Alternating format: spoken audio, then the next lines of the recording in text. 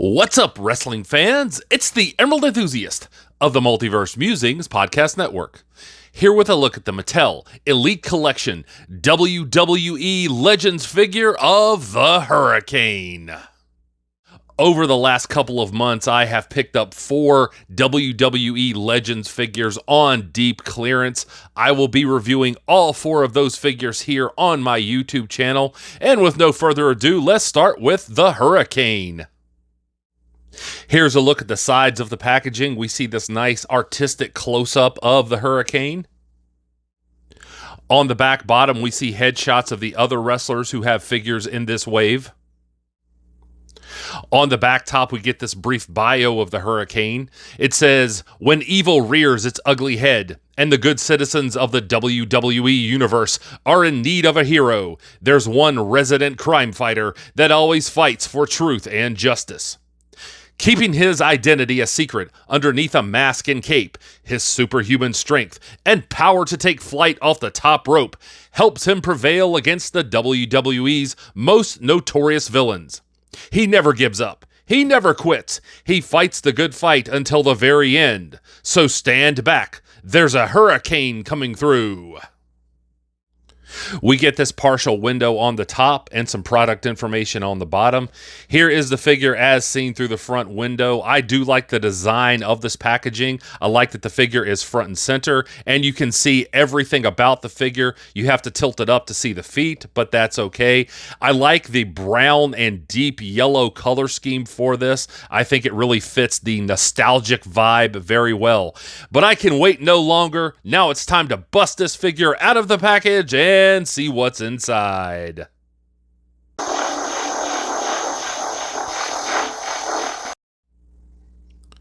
Here is the figure free of the outer packaging, but still in the inner plastic. Here is the inner cardboard backing that comes with the figure. It features the WWE Legends logo. And here we see the Hurricane out of the package and ready to rumble. I always liked the Hurricane as a gimmick. I thought he was a fun character to see on WWE programming. And for the most part, I really do like this figure, although I do have a couple of complaints. So let's go ahead and take a look at the loose details now. Let's get a look at the cape, and I really do appreciate the aesthetics on the front here. I like this shiny finish. The deco is very exact here, accurate to the character, and I like this choice of green on the front. Here's a look at the back of the cape, and there are things that I really like, and then there are areas that concern me. I do like the way this paint looks. The logo looks really good. I don't mind the material too much in terms of aesthetics, but it really doesn't feel like something that is that durable. So be careful when you handle this cape. Also, I actually had to peel off a little piece of Scotch tape that they used to secure the cape in the packaging, and that was very concerning. It took me a while, and I was worried the whole time that I was peeling that off that it was going to damage the cape. So be aware of that. If you're going to get one of these figures and take it out of the packaging, take your time and be very careful in getting that piece of tape off of the cape. Here's a look at the lower body, and for the most part, this is very well done. You can see the wrinkles sculpted into the boots and the tights. The paint applications are nice and exact. I really appreciate that. You can see the Hurricane logo here, the deco on the side. I really appreciate that. Now, there's lots of points of articulation here, and that's not an issue for the most part. You can get the ankle to go back this far. There's also some pivoting on the foot. Now, at the top of the boot, there's a point of articulation, and when you swivel the boot away, of course, the trim on the boot and the tights no longer lines up. However, I like these knee pads because there's a double-jointed knee here. You can see the pegs, and you can get him into a nice running pose because you can get his leg to go that far back. So I certainly appreciate that. Here's a close-up of the hips, and again, I like all these wrinkles that have been sculpted in. It gives the figure an element of realism. I like the way that looks a lot. Little bit of sloppiness right here with this green section, at least on mine at the very top. Again, I appreciate the paint application here on the sides with the logo.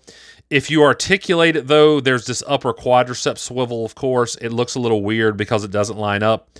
And this also feels like something that if you run your fingers over it too often in trying to pose the figure, you may damage that, so be very careful there.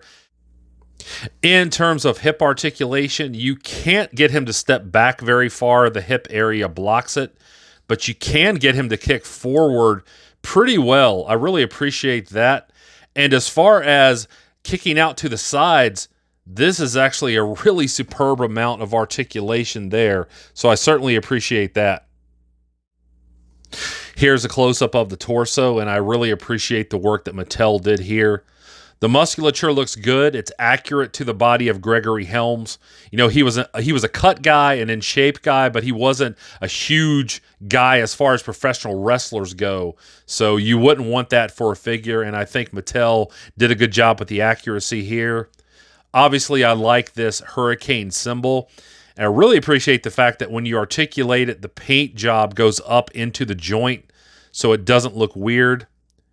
There's not too much of a gap in the joint either, so I really appreciate that. Good work back here on the trapezius and the latissimus dorsi, so all of that looks really good. I really do appreciate this torso. Let's take a look at the arms now, and I think the sculpting is very admirable, accurate to the wrestler, good definition, but the proper size. There's a bicep swivel, double jointed elbow so you can get his arm into this kind of angle. In terms of the deltoid, first of all, it looks good. The skin tone looks good. You can get his arm to go back that far, so I appreciate that. You can get it to go up to the side that far, so I think that looks good. I like the overall look of the athletic sleeve here. So I do have a couple of minor issues with the hands. Not in terms of articulation. They have this hinge. And the sculpting is good as far as the way the skin looks with the veins. That's not the problem. It just seems to me, though, that they're just a bit oversized. Like if you look at his hands and arms from a distance, it just looks like these are maybe a little bit too big for the Hurricane. Let's look at the alternate set of hands. So here's the alternate set of hands, and as soon as I saw these on the figure, I feel like these fists are more accurately sized to the Hurricane, so I definitely prefer these. One other issue that I have with the arms is that Hurricane has a Green Lantern symbol tattoo on his right shoulder. It doesn't feel fair to call this a criticism because I'm guessing that Mattel couldn't use this due to trademark issues, but obviously as a Green Lantern super fan, I really wish that that were there. Here's a look at the head sculpt, and there's a lot of outstanding work here. You can see all this really exact sculpting around the eyes. This is a small area, but it's done very well. I like the way that they've rendered the facial hair here. The lips look really good. The hair is accurate. I like the way the strap runs down the middle, and you can actually feel the edges of this. So I certainly appreciate that. Here's a look at the hair in the back. In terms of articulation, you can get him to look side to side very easily. You can get him to look up. You can get him to look down. And there's actually a little bit of head tilting too, so I certainly appreciate that. And you can clearly see the Green Lantern motif reflected in this ring attire. Hurricane is a huge Green Lantern fan. There's a plethora of articles on the internet that reference that. There's a lot of superb fan art out there, so look that up. And if you'd like to know more about Green Lantern, you can check me out on the Emerald Echo podcast, where we cover all of the adventures of your favorite ring slingers. That's the Emerald Echo podcast, available right here on YouTube.